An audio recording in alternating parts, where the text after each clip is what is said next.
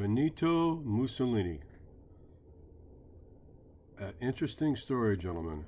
A man who is raised by socialist parents learns about the great communist heroes of Karl Marx and everybody else from his father, who is literally a socialist blacksmith, who names Mussolini Benito after some of the greatest socialist thinkers of the world, goes from being a socialist and does a 180 and becomes a fascist.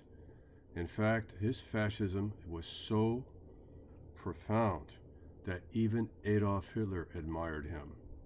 The idea of a strong central government, one man being in charge, the idea of nationalism, our country over all other countries, a worship of the military, and the glorification of war, complete control of the media, the economy, and literally almost every aspect of Italian life.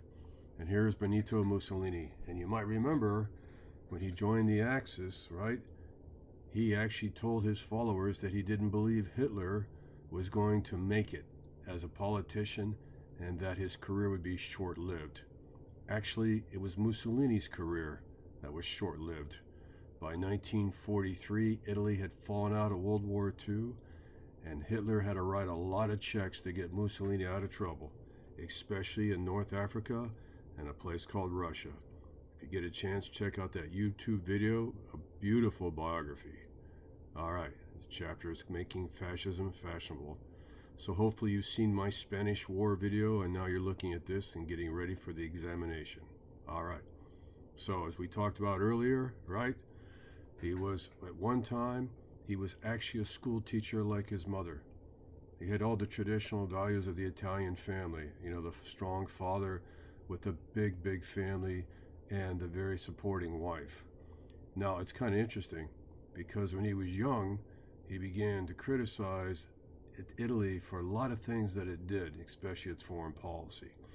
Now, remember, during World War I, Italy was our friend, just like Japan.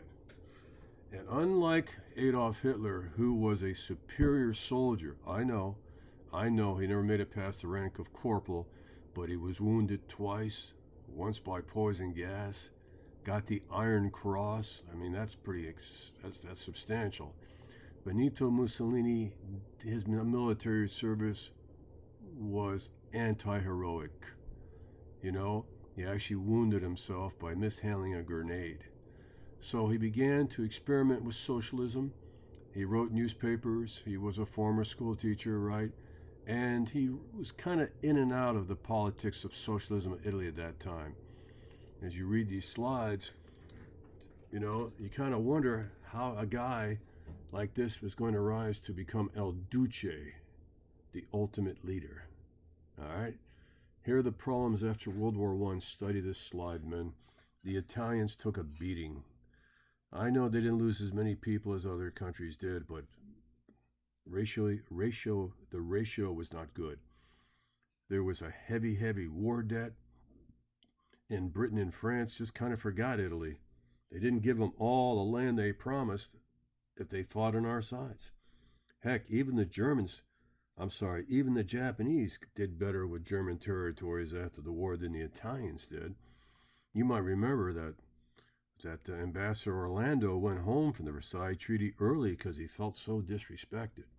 And just like in Germany at the end of World War I in the 1920s, unemployment was on the rise, government seen inefficient, and Italy was heading in the wrong direction. All right, we had a little breakout sessions there. That was pretty good. All right, we talked about the fact that Foreign Minister Orlando was disrespected at the Versailles Treaty, and that's kind of set the tone. It's like Italy doesn't get any respect. No one takes him for real. All right, so Mussolini now changes his mind. He becomes a fascist, a totalitarian, an extreme nationalist, a man who's going to love the military. But unlike communism, right, fascism does not desire or have to have all your private property. All they have to have is your freedom, right? And just like Hitler, Mussolini said that if you give me your freedom and you let me be in charge, I will increase the economy of Italy. I will make sure that your paychecks are larger. I will have great public building funds and highways just like Hitler. But I need for you to be obedient to me and to be nationalist. Italians above all. Above all. Now it's interesting. We know that the Nazis hated the communists and the Jews. And eventually Mussolini turns against the communists. But Mussolini didn't have a hatred of the Jews as much as he had a hatred of the Slavic people. Kind of like the people that are in like Eastern Europe and Russia. So he's going to have hatred, but not so much of the Jews as it is the Slavs, the Slavic people. His slogan will be on the examination, men. Believe, obey, fight. You know, long before the brown shirts or the black shirts, Mussolini had his own black shirts. And they were just like a bunch of thugs, just like the brown shirts and Ernst Röhm, just like the SS. El Duce, the maximum leader. Remember, the whole idea is that we don't think we're the best country. We know it. But look at this quotation. The country is nothing without conquest. Wow. Okay. We talked about the fact that Italy was in power, and in 1922 he takes his army and he marches on Rome. Now I know, men, Hitler had the failed beer hall Munich putsch of 1922, but Mussolini will not fail. As a matter of fact, King Emmanuel will allow him to establish a fascist government. So the King of Spain steps aside and believes that Mussolini can turn the economy around, stop the inadequacies of the government, maybe even put a curb on communism, and so Mussolini gets the call. Right? A one-party state. Just like in Spain, just like in Germany, there's not going to be democracy. Right? Now remember, men, the whole thing here is that the United States is going through a period of isolationism. We watch these things happening in Spain, in Italy, in Germany, North Africa, Ethiopia, Somalia, and we do not do anything to stop it. We simply watch Italy and we wonder what his next step will be. Well, as a matter of fact, right, we're going to see that Mussolini will solidify his friendship with Hitler when he joins the Steel Pact, or the Axis, by letting Hitler have Austria. Austria was Italy's buddy. And you know Hitler was born in Austria, and he wanted Anschluss, the idea of taking Austria over. Well, Mussolini's going to have his own dream too. No, it's going to be called Nostrum Mare, or Mare Nostrum, our ocean. Because he believed he wanted to be next Julius Caesar, he had to conquer all the countries that he could that surrounded the Mediterranean. Ethiopia does not touch the Mediterranean, but he's going to jump on them too. Okay, now, when he goes after Ethiopia, it's because he wanted to prove that Italy was a military master race, that they knew how to fight. He had dreams of being the Roman legion, right? Poor Ethiopia at that time. When I was young, we used to call it Abyssinia, right? It was simply a fight to prove that the Italians could recreate the Roman Empire and their military was for real. They drummed up some stupid story about revenge for a battle that the Italians lost at Douai in 1896. But you know, quite frankly, Mussolini was being a bully. He was picking on poor countries because he thought it would increase his reputation and open a chance for possibly getting more minerals and goods out of these poor colonies that he was going to conquer. Now, the League of Nations, I'm recording. The League of Nations was unfortunately a paper tiger. The League of Nations is going to condemn the Italians for attacking the countries like Ethiopia and others, right? But quite frankly, they don't do enough. Britain and France, who are the real muscle behind the United Nations, the League of Nations, because remember, America's not there, will actually don't do very much. They put a boycott against Italy, but they forget to boycott an embargo with weapons. What the heck? The Italians are going to be scolded by the League of Nations, and there's no boycott against weapons. All right? Now, basically, Britain and France had other issues to worry about. It was Hitler, and they didn't want to deal with Africa. So basically, they turned it around. And they made it seem like Ethiopia was basically being problematic because they won't come to a negotiation. They wouldn't come to a negotiation. Britain had other issues, man. The big thing was the Suez Canal, right? The Suez Canal is the most important thing that England has, right? If they don't have the Suez Canal and the Rock of Gibraltar, they have a British fort there, then the importation of oil can be a real problem. So the British picked pragmatism over morality. They should have condemned the Italians. They should have gone after them. But instead, they let Ethiopia just die on the vine.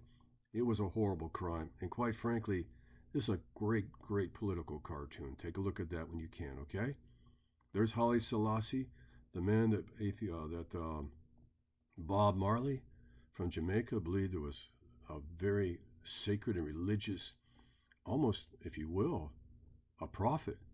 And poor Haile Selassie tried his best to get the world to realize that he was being bullied and that he was not the aggressor and that the League of Nations had abandoned him. And this broke the hearts of many people. But it showed Hitler something. It showed Hitler that the world was not going to stop fascism, that the League of Nations was not a policeman, that the United States was just going to put its hands in its pocket and not go there and do the right thing. So every time the bully got away with it, whether it was Hitler or Mussolini or Hirohito in Japan, like we talked about in Manchuria, it made them more emboldened or tougher because they knew they could get away with it. Right? Finally, when Italy decides that they don't want to be scolded by the League of Nations, they leave. And that war in Ethiopia was terrible because the Italian Air Force used poison gas and they used all sorts of weapons, and we don't even know how many poor people in Ethiopia got killed. Spears and shields against tanks and airplanes. Oh, it was rough. It was very rough. And then finally, the birth of the Axis powers. That slide represents all the countries that joined the Axis, but the big three are going to be Nazi Germany, Fascist Italy, and Imperial Japan. So in 1936, that famous speech of the Axis, a new axis for the world that runs through Berlin, goes to Rome, all the way to Tokyo. Collaboration. Britain and France know that their time is coming. The Axis powers have declared so. All right, and remember, they're not going to go into Mussolini's demise. You know, he's going to drop out in 1943. His end is not going to come well. Hitler is going to do everything he can to reestablish Mussolini in Italy in 1943. But we're going to talk about that in a slideshow a little bit later. So remember, with this and also with the Spanish Civil War, we'll make up the unit test. And here's a good one. Basically, the Pope decided, and Mussolini decided, that if the Catholic Church would not stand in his way, because there were still a lot of good Catholics there, that he would establish the Vatican State. So the church decided to stay neutral and not criticize Mussolini for being a bully and fascism. And there's still arguments about this if the Catholic Church did the right thing. I don't know. Sometimes pragmatism and survival, morality, I don't know. It'd be interesting to sit down in the religion department and the history department and ask that question. The Vatican and the Catholic Church survived Mussolini. Okay, men, I hope you enjoyed this. And remember, the test is coming up, Spanish Civil War and Mussolini. And if you look at this slideshow and you study it, you're going to be okay, all right? Remember, Mussolini was not like Hitler when it came to the war. Hitler loved the war, World War I. He excelled, and Mussolini was basically, he was not a very good fighter at all. But remember, if you will, Hitler copied, admired, wrote letters to Mussolini, and often Mussolini ignored him because he really didn't believe that Hitler was going to survive. Alright guys, please take a look at those videos that are embedded, and I'll talk to you soon.